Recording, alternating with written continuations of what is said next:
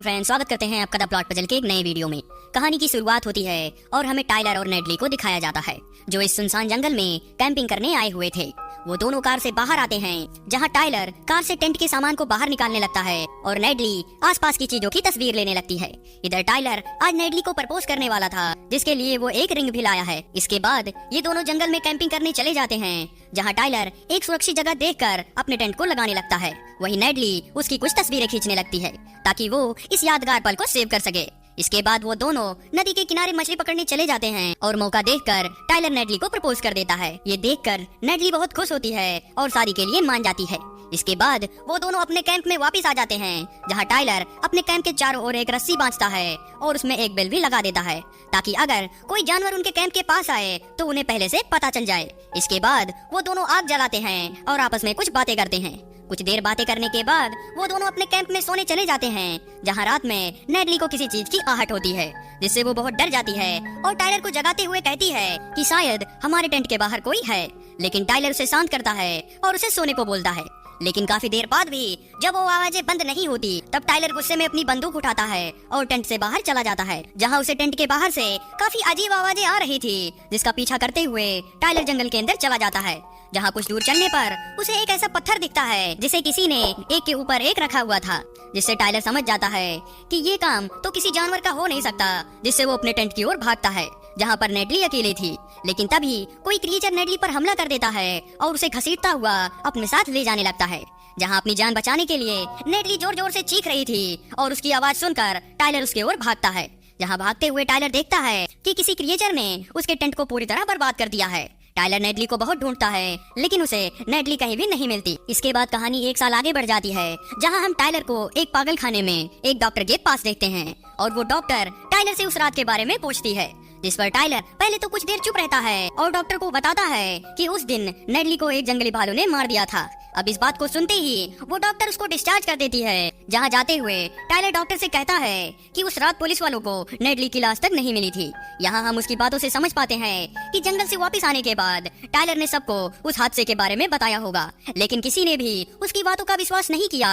लोगों को बस यही लग रहा था कि शायद नेडली के ऊपर किसी भालू ने हमला किया था और इसी वजह से टाइलर पागल हो गया है और इसीलिए उन सब ने उसे पागल खाने में भर्ती करा दिया। लेकिन अब टाइलर उस पागल खाने से आजाद हो चुका है और आगे हम टाइलर को उसकी मदद के साथ देखते हैं जहां टाइलर को आज भी ये बात खा रही थी कि आखिर नेडली को किसने मारा था। वहीं उसकी मदर उसे हिम्मत देती हुई समझाती है कि उसे अपने बेटे पर पूरा भरोसा है और मैं जानती हूँ कि तुम तब तक नहीं रुकोगे जब तक तुम नेडली के हत्यारों को ढूंढ नहीं लेते। इसके बाद टाइलर अपने रूम में जाता है और नेडली की याद में उसके सामानों को देखने लगता है। यहाँ ये सारी चीजें पुलिस को तब मिली थी जब वो नेडली को ढूंढने जंगल में गए थे। उन्हीं सामानों में उसे एक कैमरा भी मिलता है और जब टाइलर उस कैमरे को चेक करता है तो वो देखता है कि उसकी एक फोटो के पीछे एक विशालकाय मॉन्स्टर है। अब इस बात को जानने के बाद टाइलर खुद को तैयार करता है और पूरी तैयारी के साथ उस मॉन्स्टर को मारने उसी जंगल में पहुंच जाता है। इसके बाद वो अपनी जरूरत की चीजों के साथ एक राइफल लेकर उस मॉन्स्टर को ढूंढने जंगल के अंदर चला जाता है। वो पूरा दिन उस जंगल में भटकता रहता है लेकिन उसे वहाँ पर कुछ भी नहीं मिलता। इससे थक हार कर वो अपने कार में वापस आ जाता है। लेकिन तभी टाइलर की आँख खुलती है और उसे ऐसा लग रहा था जैसे कोई चीज उसके कार को हिला रही है। टाइलर उठकर आसपास देखता है लेकिन उसे कुछ भी नहीं दिखता। लेकिन अचानक से एक विशालकाय दानव टाइलर के शीशे पर हमला कर देता है। इस हमले से टाइलर बहुत घबरा जाता है और शीशे पर अंधाधुंध गोलियां चलाना शुरू कर देता है जिससे वो मॉन्स्टर वहाँ से भाग जाता है। कुछ देर बाद उसके पास एक आदमी आता है जिसका नाम टॉड है। टॉड उसे शांत करता है और टाइलर को अपने साथ अपने कैंप में ले जाता है। अब यहाँ उन दोनों की बातों से हमें पता चलता है कि टॉड एक शिकारी है जिसने एक साल पहले टाइलर की वीडियो देखी थी जिसमें टाइलर चीख चीख कर किसी मॉन्स्टर का जिक्र कर रहा था। उसकी वो वीडियो बहुत वायरल हुई थी और इसी वजह से वो इस जंगल में आया हुआ है ताकि वो इस मॉन्स्टर का शिकार कर सके। लेकिन काफी ढूंढने के बाद भी उसे वो शैतान कहीं नहीं दिखा। इसके बाद टॉड टाइलर को एक पेड़ दिखाता है जिस पर एक पेंडेंट लगा था। वो बताता है कि बहुत साल पहले इस जंगल के आसपास रहने वाले लोगों ने इस पेंडेंट को यहाँ पर लगाया था और इसी के जैसा एक और पेंडेंट यहाँ से 100 मील दूरी पर लगाया गया है और वही उन कबीले वालों का मानना था कि ये 100 मील का दायरा एक ऐसे मॉन्स्टर का है जिसे वो सभी बिग फुट के नाम से जानते हैं। इसका मतलब ये था कि उस रात नेडली को ले जाने वाला मॉन्स्टर कोई और नहीं बल्कि एक विशालकाय बिग फुट था। इसके बाद वो दोनों कैंप में वापस आते हैं तो उन्हें सारा सामान बिखरा हुआ मिलता है जिसे देखकर वो दोनों समझ जाते हैं कि ये सारा किया धरा उसी बिगफुट का है। वो दोनों फिर से जंगल की ओर भागते हैं जहाँ उन्हें बिगफुट की आवाज सुनाई देती है। आवाज सुनते ही टाइलर उस आवाज के पीछे भागना शुरू करता है, जिसे ना चाहते हुए टोड को भी उसके पीछे जाना पड़ता है। भागते हुए टाइलर एक पेड़ से टकराकर एक गड्ढे में गिर जाता है और वो उठकर देखता है कि उसके हाथ खून से सने हुए हैं और उसके चारों ओर इंसान और जानवरों की कटी फटी लाशें पड़ी हैं, जिसे टाइलर समझ जाता है कि ये वही जगह है जहाँ बिगफुट अपने शिकार को मारकर खाया करता है। इस भयानक दृश्य को देखकर वो दोनों काफी डर जाते हैं और वहाँ से भागने की कोशिश करते हैं, लेकिन तब तक एक बड़ा सा पत्थर टोड के पैर में लगता है, जिससे उसका पैर पूरी तरह से टूट जाता है। और ये पत्थर किसी और ने नहीं बल्कि उसी बिगफुट ने मारा था। अब टाइलर बड़ी ही मुश्किलों से टोड को घसीटता हुआ पेड़ के पास ले जाता है और उसके घाव को देखने लगता है, जहाँ उसके पैर की हड्डी पूरी तरह से टूट चुकी थी और अगर उसे तुरंत इलाज नहीं मिला तो उसकी जान भी जा सकती थी। यहाँ टाइलर टोड से कहता है कि मेरे बैग में फर्स्ट एड का सामान है और उसके जरिए मैं तुम्हारा इलाज कर सकता हूँ। लेकिन दिक्कत वाली बात तो ये थी कि वो बैग तो बिगफुट के पास है, जिसे टाइलर टोड को वहीं पर छोड़कर बैग लेने उसी जगह पर जाने लगता है। कुछ देर बाद उसे अपना बैग मिल जाता है, लेकिन उन्हीं कंकाल में उसे कुछ चमकता हुआ भी दिखता है, जो कुछ और नहीं बल्कि वही रिंग थी जिसे टाइलर ने अपनी गर्लफ्रेंड नेडली को पहनाई थी। लेकिन तभी टाइलर को बिगफुट की आवाज आती है, जिससे टाइलर वहाँ से भागता है और टोड के पास वापस आ जाता है। अब टाइलर टोड का इलाज करता है और वो दोनों वहाँ से निकल जाते हैं। चलते चलते वो दोनों जंगल की दूसरी तरफ पहुँच जाते हैं, जो कि पूरी तरह से खुला हुआ था। कुछ देर बाद रात हो जाती है, जिससे ये दोनों अपने चारों ओर मसाल जला लेते हैं, क्योंकि बिगफुट आग से डरा करता था। कुछ देर बाद उन्हें जंगल से बिगफुट की आवाज आती है, जिसे टाइलर जंगल की ओर गोलियां चलाता है और वो मॉन्स्टर वहाँ से भाग जाता है।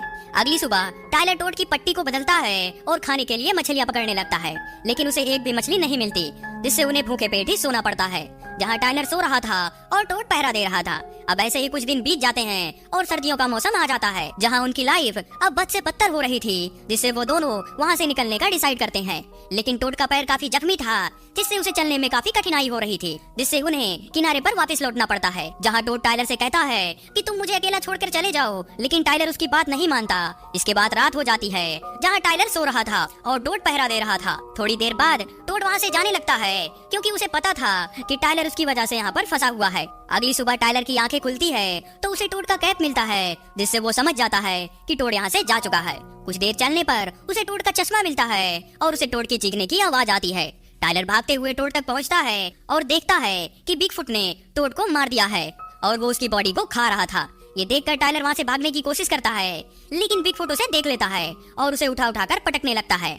लेकिन टाइलर बिगफुट पर गोली चलाता है, जिससे कुछ देर के लिए ही सही लेकिन उसकी जान बच जाती है। वो भागते हुए अपने टेंट के पास आता है, जिसे पहले टोड ने बनाया था। यहाँ आकर वो खुद को हील करता है और आग जलाकर अपने लिए कुछ हथियार बनाता है। वहीं कुछ ही दूरी पर उसे टोड की कार भी मिल जाती है, जिसमें से उसे कुछ लाइट्स और फ्यूल मिलते हैं। टाइलर कार की बैटरी से उन लाइट्स को जला देता है और उस फ्यूल को चारों ओर फैला देता है। सारी तैयारी होने के बाद वो कार के हॉर्न को बजाना शुरू करता है ताकि बिगफुट उसकी ओर आए, लेकिन काफी समय बाद भी वो मॉन्स्टर वहाँ नहीं आता, जिससे टाइलर हॉर्न को ऑन छोड़कर कार से बाहर आ जाता है और एक जगह पर छुप जाता है।